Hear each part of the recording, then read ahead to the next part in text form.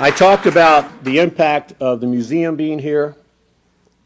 That's $100 million plus every year. The inductions were an additional $13 to $14 million, and that was our first try.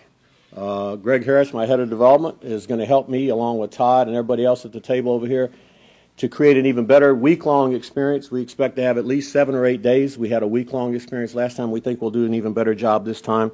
And we're out there starting to raise money right now. We have to raise about $5 million, $5 to $6 million to make that work and have it break even. So it's a very, very big deal for us. That's part of the reason we don't have it every year.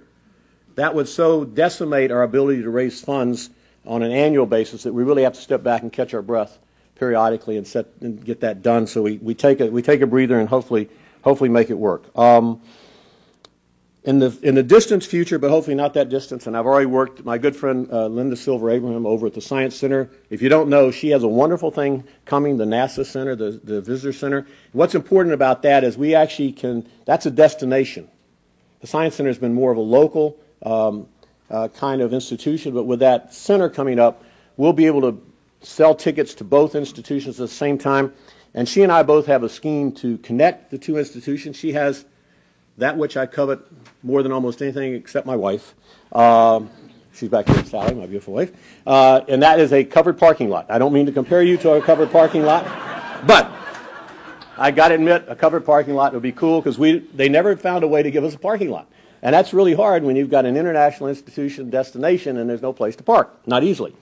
But we also see in the future a place to put a destination restaurant in between. And if you know anything about the Lakefront Development Plan, and I think it is real, it's a question of when, that development plan will connect the waterfront behind the Browns all the way around to Voinovich, and it will all have an indoor element that will allow you to walk through there in those couple of weeks. It's just a couple of weeks when the weather's not, doesn't make it so nice down there.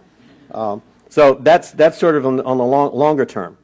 What I do want to talk about that's in the future that I want you all to focus on, I mean this with all sincerity and emphasis, is that all of us, and particularly those of us at the museum, have to further exploit and leverage the brand called the Rock Hall. This is an institution that brings people from around the world and one that's a decision-making agent for people who decide to come to Cleveland. And beyond the economic impact, I didn't talk about the media impact. 100 million plus a year in dollars, millions and millions of dollars a year in media. We are almost daily in the New York Times, USA Today, CNN, cable television. Surprisingly enough, on the Food Channel, this has become a food destination. We're doing a lot of great things with some of the local restaurateurs. One of my favorite is right over here, Mr. Nick Costas, who is part of the people, the revival of downtown Cleveland. But we're able to find ways to partner with these folks, and they rock and roll and food, just as rock and roll and sports goes well together. So it allows us to have some great partnerships there. We're also on the Travel Channel. And think about this. This is the part I don't think people grasp sometimes. People spend millions of dollars trying to develop a brand or a tagline or some moniker that goes with who they are, what they do, where they live. We have one that is literally inculcated, that's an Alabama word, inculcated in American and world culture. There's two of them, actually. Cleveland Rocks and Hello Cleveland. That's a Spinal Tap. It's not quite, but Cleveland Rocks. When Todd and I or others in our organization walk in to pitch something to a sponsor or to a consumer product company or to an ad agency, we don't have to say anything. I guarantee you, before we can sit down, right, Todd? Cleveland Rocks. They go, yeah. And they've now hot in Cleveland. It's a wonderful thing. And we have to learn how to leverage that more and exploit it more. And as they would say on TV, but wait, there's more. The great thing about our music, this music we call rock and roll, which is an African-American based music, and I haven't gone into that today, which I usually do, a music that has been around a lot longer than Elvis and Little Richard and Chuck Berry. It starts long before them. It's a music that continues to evolve and challenge us, as I mentioned earlier. And sometimes when we first opened, we worried about the fact that maybe we had become a museum for boomers. And so we used to do all these studies, and Todd would get out there and with clipboards and talk to people on the floor and say, how old are you, where'd you come from, do you have any kids, and that sort of thing. And early on, we didn't have many families with kids. And that kind of worried us. We didn't know where that was going.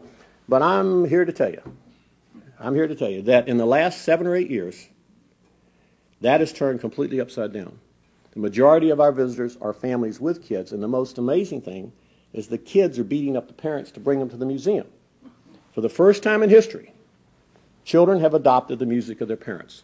Whether it's Elvis, the Beatles, the Clash, punk music, R&B, metal, it's remarkable. Now, they're not avoiding what's on the radio, what's current, because most of us had to sort of pick, but they have this luxury of going and finding anything you want online. Then they have things like Guitar Hero that comes back and reinforces it.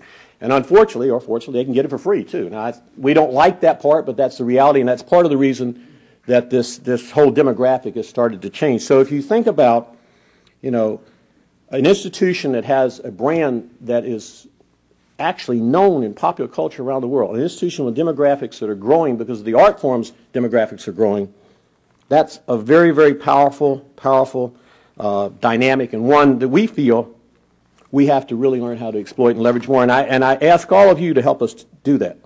You know, when you're on the floor at the museum, you've got every age, every gender, every occupation, every income status, all standing right next to each other and intermingling. It's universal.